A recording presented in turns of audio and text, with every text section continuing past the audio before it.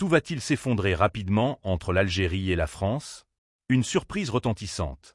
Avez-vous vu ce qu'a déclaré il y a peu le ministre français des Affaires étrangères, Jean-Noël Barrot?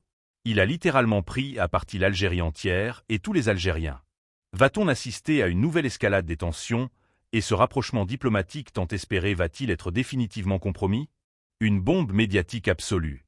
Et maintenant, écoutons ensemble tous les responsables français, du ministre des Affaires étrangères au ministre de l'Intérieur, en passant par le Premier ministre et même Emmanuel Macron lui-même, pour comprendre ce qu'ils disent vraiment sur l'Algérie. À vous de juger ensuite. Prions pour le prophète, que la paix et la prière soient sur lui. Likez, abonnez-vous et suivez-nous pour ne rien manquer. Chers abonnés bien-aimés, commençons sans plus tarder par les déclarations choc du ministre des Affaires étrangères français, Jean-Noël Barrot, puis nous passerons en revue celles du ministre de l'Intérieur, du Premier ministre et bien sûr du président Macron. Nous analyserons aussi les ripostes algériennes fermes et implacables, car il semble y avoir de profondes divisions au sein du gouvernement français comme des partis politiques. Certains plaident pour une réconciliation sincère avec l'Algérie, en acceptant même de lourdes concessions, tandis que d'autres poussent à l'escalade, allant jusqu'à envisager un affrontement direct. Écoutons tout cela ensemble, étape par étape, pour bien comprendre les enjeux colossaux. Dans une interview accordée récemment à France Info, le ministre français des Affaires étrangères, Jean-Noël Barrot, a affirmé sans détour que Paris menait un « dialogue indispensable » avec l'Algérie pour obtenir la libération de l'écrivain franco-algérien Boualem Sansal et du journaliste français Christophe Glaise, bien que les détails sur ce dernier restent flous dans les sources récentes. Imaginez un instant, chers amis, ce même Jean-Noël Barrot, qui cherche pourtant à relancer les relations bilatérales, remet sur la table le dossier explosif de Boualem Sansal.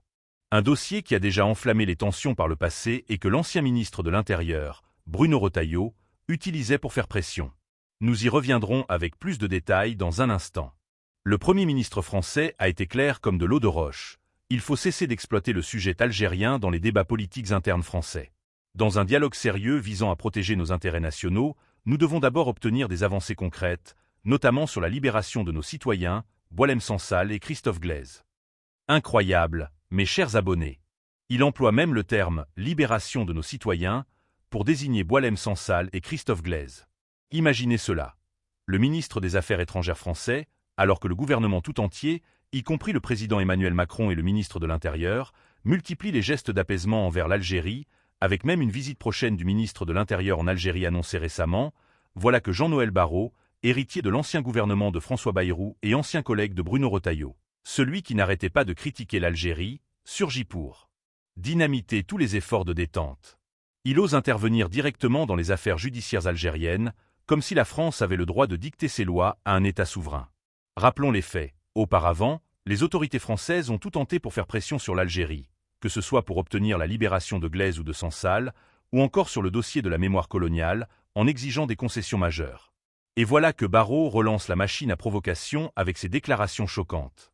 C'est d'une étrangeté absolue, et cela révèle le chaos total chez les politiciens français, ainsi que les divisions profondes au sein des partis et du gouvernement.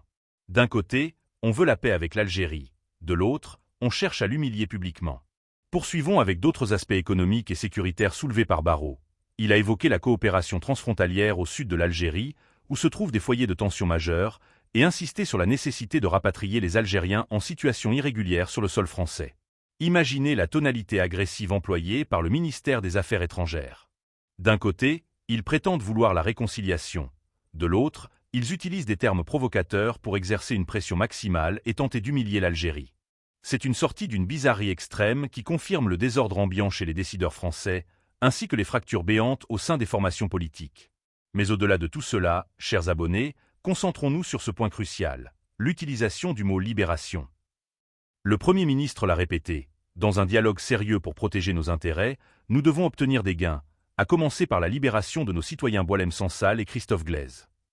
Libérer nos citoyens de l'Algérie?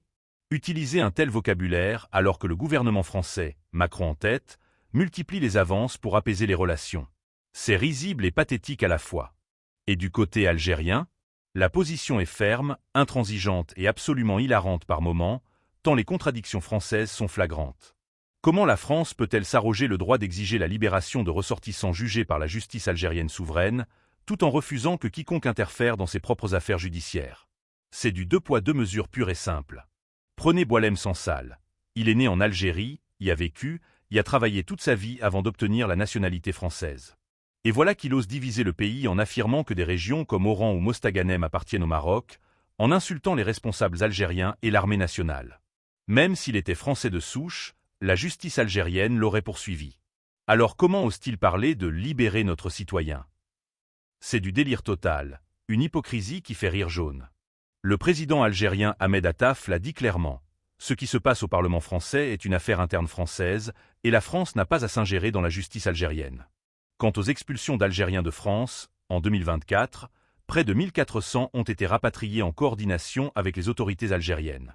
Mais quand cela devient une politique systématique et vengeresse pour forcer l'Algérie à céder sur d'autres dossiers, c'est inacceptable. La France provoque délibérément pour obtenir une réaction algérienne, puis pleure victimisation. Regardez comme l'Algérie nous agresse. Alors quelle est la première à frapper? L'Algérie répond toujours d'égal à égal, avec fermeté et dignité. C'est la règle d'or. Même le ministre français de l'Intérieur actuel admet qu'il y a des factions en France qui veulent tordre le bras à l'Algérie. Pourquoi? Parce que des voix comme celle de Barrot persistent à intervenir dans les affaires judiciaires algériennes, franchissant toutes les lignes rouges, malgré les efforts de détente. Barrot parle aussi des Algériens en situation irrégulière et ajoute un volet économique. De nombreuses start-up françaises dans l'agroalimentaire souffrent de ces tensions depuis un an. La France admet du bout des lèvres qu'elle a un besoin vital de rétablir les liens, car ses intérêts économiques sont en péril. Entreprises en perte, crise interne aggravée. Des médias internationaux et français eux-mêmes le confirment. La France traverse une crise économique aiguë. Elle veut récupérer ses marchés en Algérie, mais en même temps, elle escalade et tente de forcer la main. C'est la politique du « tordre le bras » pure et dure. L'élite française, surtout l'extrême droite du Sud, refuse d'abandonner ses privilèges historiques. Pendant des années, la France profitait d'un commerce inégal avec l'Algérie. Blé français vendu à prix d'or, voitures exportées massivement. Pourquoi ne pas dire la vérité au peuple français?